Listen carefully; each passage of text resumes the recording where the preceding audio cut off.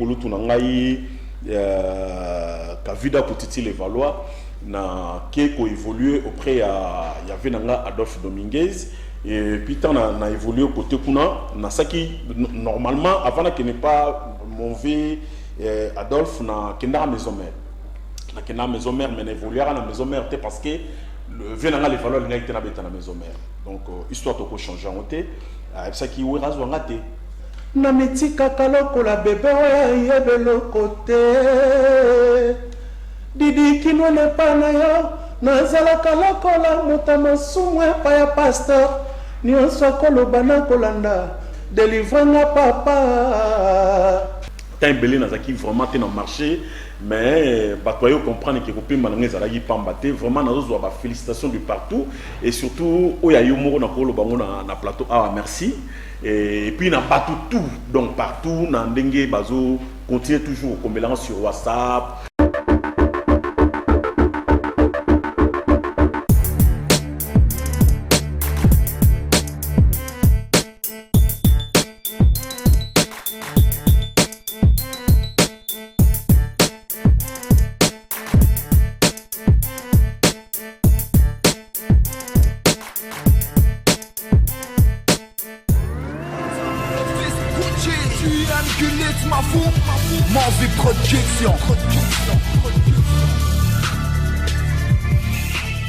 Abonnez-vous sur Gulit Mavungu TV officiel.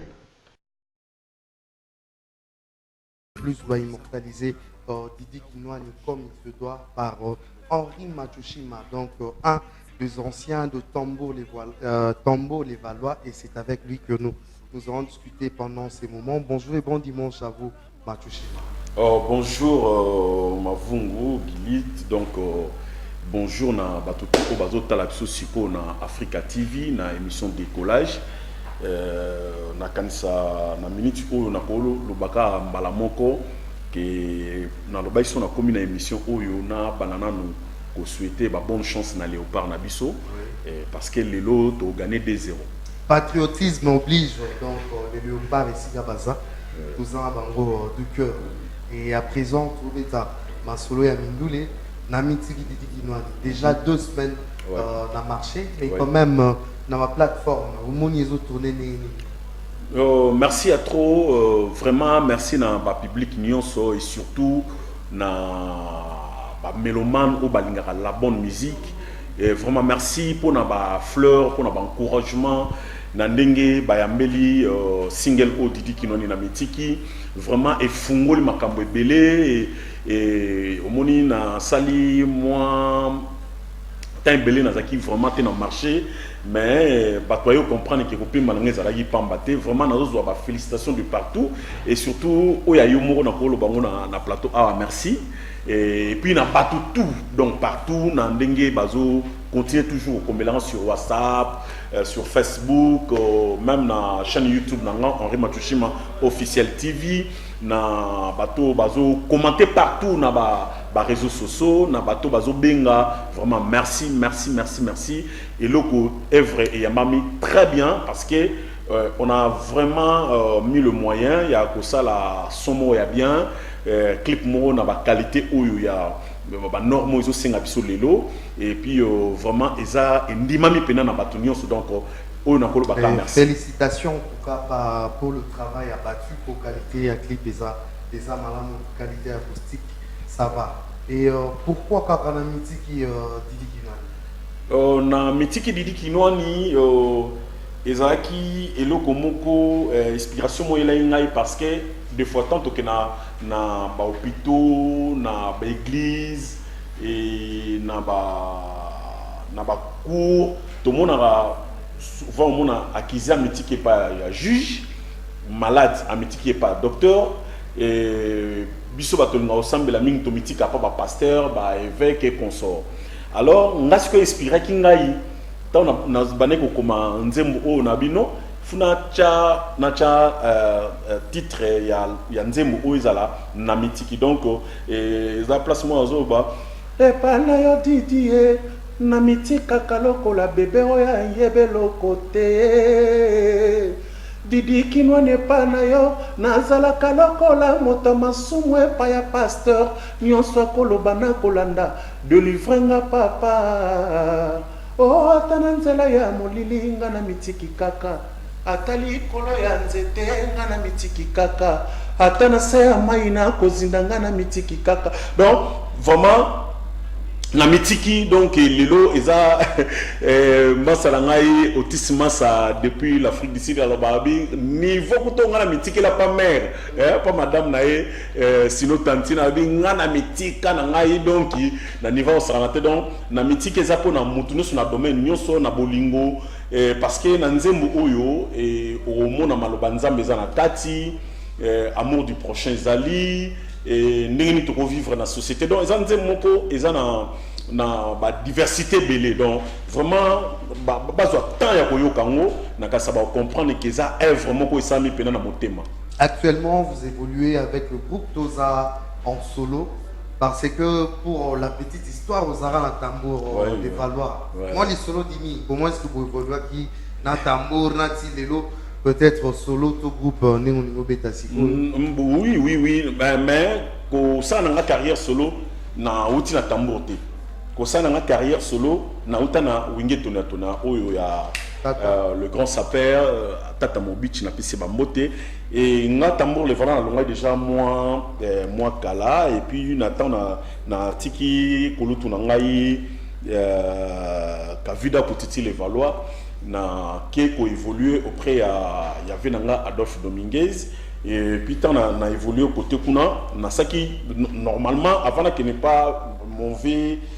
Adolphe na kenda maison mère na kenda maison mère mais évolué à la maison mère parce que le venanga les Valois l'inga était na beta na maison mère donc histoire de ko changer en té ça qui wera zwanga té alors on a déjà pire petit à wera donc on a déjà pas wera na dama déjà mikungu kuna donc maison mère zaï le quoi ndaku nanga mais le quoi les via linga qui tena évolué kuna vu que ba relation bazaki nango bango mi balé et après na comprendre que via azaï na posa na beta kuna te parce que nazaki le quoi la pilier ya tambour quoi donc kolongwa na ngai effectivement ya on peut orchestre kufa donc yango esalaki ke na beta chita simana kende winge tonia na pesi frère nanga Charlie Balaka mbote yemtara uzonga na bala singa tataza na posa na yazo luka onde na évoluer ki na winge tonia après na yeko juger ki na sala carrière solo tangu na boka kelo na ngali boso na emelaka grand frère propre Eric Lukasi on a pesi pe bambote et à partir à wana nde yeko sala et même moi bangola et même moi makambo belé après na yeko zonga na bandi projet ya album mon nazara nango oyo ezikaka na studio nde a tango na mekai ko reculer muke nde siko na yo pesa bango Didi Kinwa na mitiki donc l'album c'est intitulé TVA donc taxe sur la valeur ajoutée oyo kalamingte ba kozwango mais to pisi bango nanu tozo mitika nanu na Didi Kinwa ni le président des affaires humanitaires ndenga na linga ko benga et donc to mitiki nanu kuna après nde to kozwa biloko mususu oyo na sima. Et puis vous évoluez en solo avec un groupe où on peut vous trouver siège social les awapi. Normalement na zoko évoluer ngai moko mais jeu des accompagnateurs au ba mekaka ko accompagner ngai mais actuellement siko to za pena na posa to fond sa structure donc projet moko ya munene ezali o ezana beaucoup d'ambition beaucoup d'avenir oyo lelo na ye na ngwa partie ya nzembo oyo Didi Kinwa na mitiki on azo senga na ba artiste ba ya ko adhérer na idéologie oyo ba sangana na ba leki oyo déjà on encadra déjà poto ça la siko pena et lokumo ya munene donc déjà na zo ko invité na onu soza na posa ya kobeta koyemba kobina na œuvre donc na projet oyo do ba ko contacter ngai na ya Willy Musheni donc code na biso mboka 00243 9 98 09 53 40 00243 9 98 09 53 40 donc na kopesa bomba précision nyonso soit oleki kaka na boutique exemple à suivre chez Odilo Mampouya na Kasavubu direction Gambela na Koya Avenue au Pala 24 donc boutique exemple à suivre chez Odilo Mampouya donc pour la précision nous concernant projet haut mettre et puis si tout va bien semaine prochaine déjà dans ça la conférence de presse pour nous présenter œuvre où on na bino bateau bo salarake bisoto yebana donc vraiment invitation et cause la déjà na kasa à partir de la semaine prochaine donc ils a vraiment sur invitation donc toko mekako benga presse baya tout solo là tout la kisabango o bisoto kana ko sala quoi Kalaté en tout cas on a zoyoka on a capé la mitiki Didi Kinwani mais le temps pour moi de saluer ceux-là qui sont en train de nous suivre à l'instant je pense à Madame Yolande Mombila, en tout cas, maman ici, aux autres, la Yolande Mombila, Botenayo, Paul Matondo de tout le jour, de tout le temps. En tout cas, bon dimanche à toi ici, aux Ali Mabashi Kalonji, un habitué de cette émission Décollage, Mabashi Kalonji. Mais Fondation Foba, en tout cas, Bandegotobo Sanatebo Mesana, Komboana, Fondation Foba, honorable Osé Badibanga. En tout cas, retenez ce nom-là. Mais quand même, Togo Kayo, on a capella. Nayo Ganamitiki, on a capella. Didier, Namitika Kaloko la bébé, yebelo côté. Didi qui ne n'est pas nayo, Nazala Kaloko la mutama sumwe paya pasteur. Ni on soit kolobana kolanda, délivrant papa. Donc, nami tiki yangwana. Et vraiment donc bazwa pena temps ya kolanda nzembo wana et puis na kati pe na sala mwelo mo ya vina biso madilu motema soki eboyi ya solo eboyi kolimbisa moto ezali kobosana likambo te na bolingo Didi esenaka tubela ponini nzambe il y a tant pas discuter par rapport à la vie artistique na yo Henri Matsushima, ça trop fixé en tout cas les téléspectateurs Nabiso rendez-vous pour très prochainement oui. Parce que ce Tobani même le lot aussi mais quand même pour que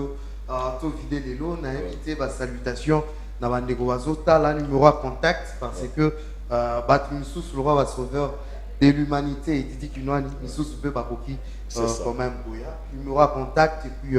quelques salutations na bazota donc numéro il y a contact ezalika ka plus 243 ndingi tobinga ngona mbomesano ya Willy Musheni 9 98 09 53 40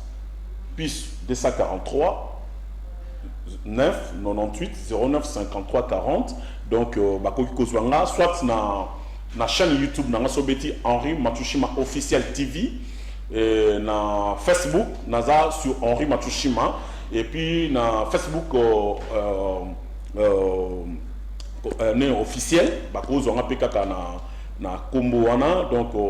nazana ba Instagram donc partout aux vraiment dans les réseaux sociaux pena tozali donc bakoyi ko contacter artiste et puis bon dimanche na ma soeur Rita Bola na DGRK ma soeur Rita Bola na DGRK na PC Mbote na sœur nanga Alice Ebengo na PC Bambote Belé Odilo Mampouya l'homme mbedi le grand Baoba pourquoi pas na Jean Kadi Kamalandwa depuis Bruxelles José de Londres donc joyeux anniversaire na José de Londres anniversaire zo continuer ka po oizamwa na yo Jules Makaya Patrick Difon na Biemé Okuka depuis quelque part Biemé Okuka Aïcha Masengulelo toujours la match pas ya Aïcha Masengo wana na bon marché na Bel Air Moké Julia Negra Fofa Simon Bidi Dido Molati ici depuis merci beaucoup à vous Henri Matsushima et puis na PC na Otis Massa double parking na les jeunes maîtres Michelin Dembo et puis na Padou qui parle depuis l'Afrique du Sud. Merci beaucoup à vous. Na mitiki kaka, na mitiki na batutu o balingaka Henri Matsushima, na mitiki na Africa TV, beau continuer à consommer disque o na kasaboza. Merci beaucoup à toi Henri Matsushima. Mais question pour nous d'aller à la régie pour le clip d'Henri et puis on se retrouve tout juste après.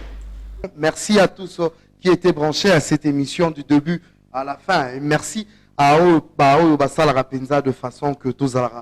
toujours y a roté les mains. Merci à toi Fia Lungela qui était à la réalisation. Je suis en train de voir Dadi Marla, le célèbre. Et de l'autre côté, je suis en train de voir Yannick Mosengo, le caméraman numérique. Et aussi Jonathan Sindani. Et merci à vous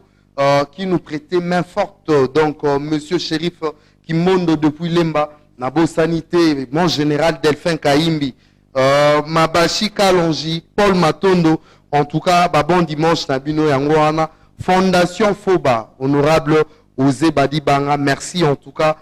pour l'union. Nancy Batimba, Baby Kumwimba, merci. Retrouvons-nous les dimanches prochains pour un nouveau numéro. Bye.